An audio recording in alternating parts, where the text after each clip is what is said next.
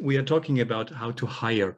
First of all, I want to give a glimpse because it is quite important that Berlin is a highly attractive city. So this is making some of the hiring a little bit easier than, for example, compared to other cities.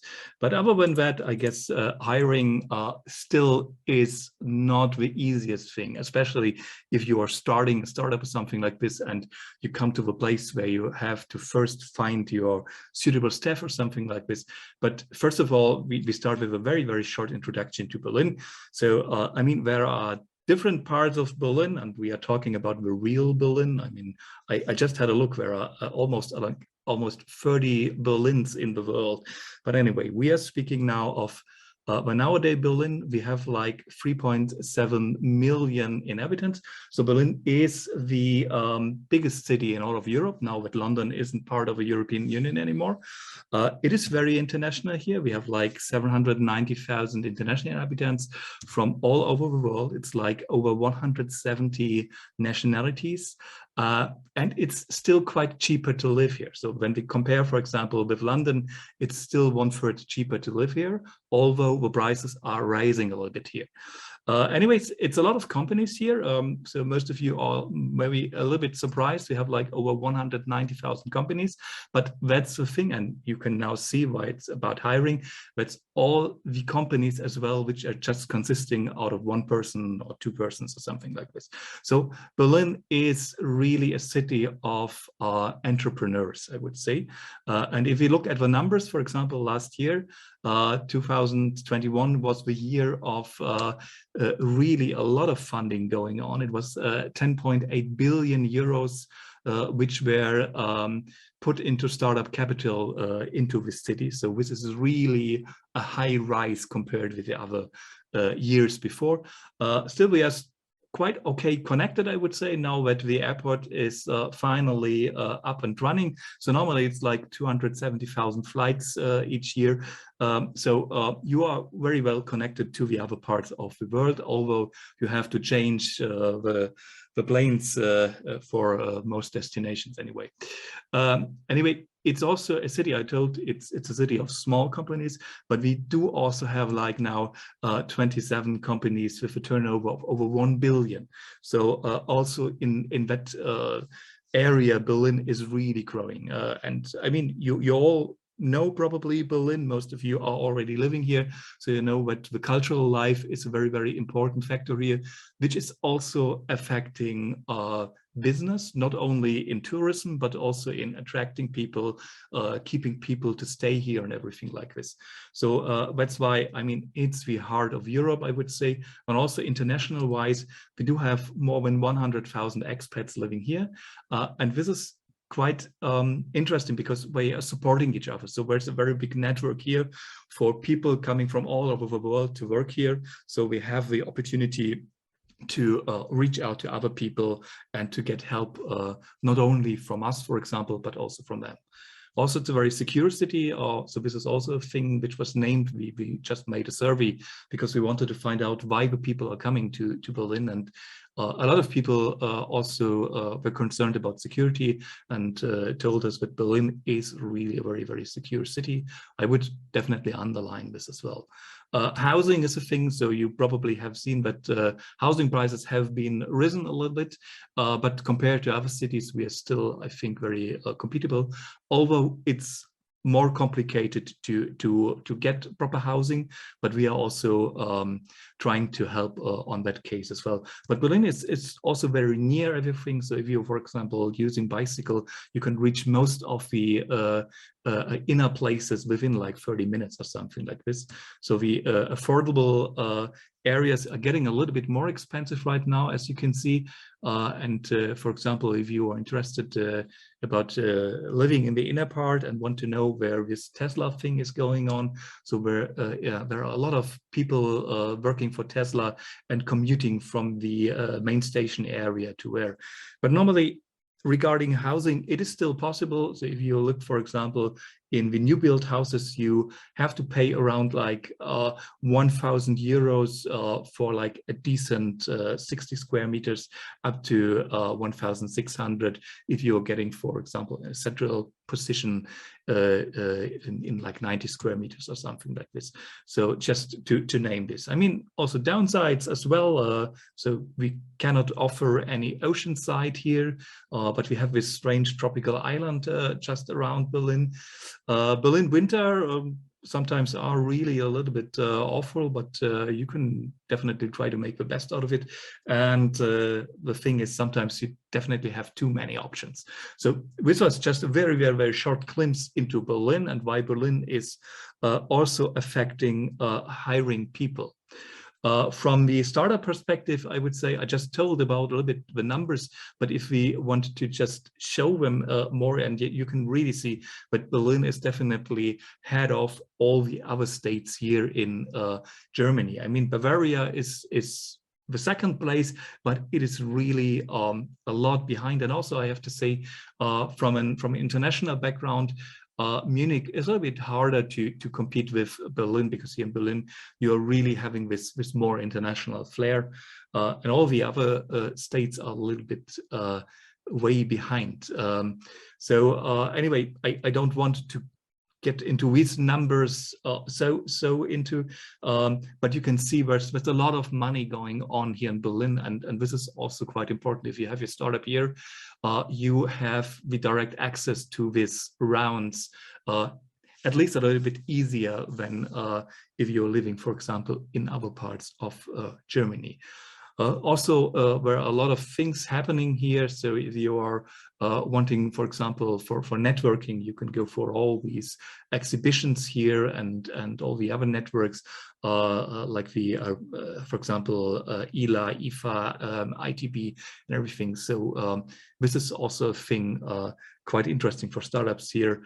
We have a lot of meetups going on here. We have the co-working spaces where you can also easily connect to people, and also we will come to this later on, also probably find suitable staff maybe. Apart from these smaller ones, we also have the big businesses, which is also quite interesting. If you, for example, want to connect to one of the big businesses, they are also here. And we at Berlin Partner, we always try to get more of the big businesses here. So each year we are convincing some of the companies to move their headquarters to Berlin. And for example, last year, Sony moved from Munich to Berlin. So this is happening a lot here. Also, if you want to have a more insight about what businesses are here, I could definitely tell you to use, for example, our tool here, the Business Location Center, where you can, for example, look into each branches which are here, and then you can see what other branches are here, for example. It's a very nice tool to use, and you can make a lot of networking about it. Apart from this, we also have all these meetups going on when it's not Corona. So right now it's still a little bit complicated, but during non-Corona times, we have a lot of events and activities taking place here in Berlin each day. Still, there are some, I would say, differences. For example, if you're coming from the US or from Israel or something, so you can see, for example, where the entrepreneurs, they are normally quite young and everything is very, very dynamic. Here in Germany, it's sometimes a little bit more traditional, I would say. But anyway, I mean, Berlin definitely is a place for, I mean, every type of company. So either you have a scalable startup, a small business startup, a big business startup, a buyable startup, or a lifestyle startup, or, for example, a social startup. I think they are all here, and they definitely have a reason to be here. So this was part of startups. I want to really make it very, very fast, and I can provide you with presentation afterwards if you want to. I mean, I put a lot of pictures in, but anyway. Coming to the topic of today, recruitment. It was quite interesting because somebody told that the war for talent definitely now is over and the talent won. Although I wouldn't underline it that exactly, I would definitely say there's some truth in it. I mean, we have a very, very demanding market, for example, for the employers to really find the best heads. And this is the topic we want to address today. So for those who are not really used to the German application market, I just provided some basic information about it. So because this is sometimes a little bit strange maybe for people from other countries.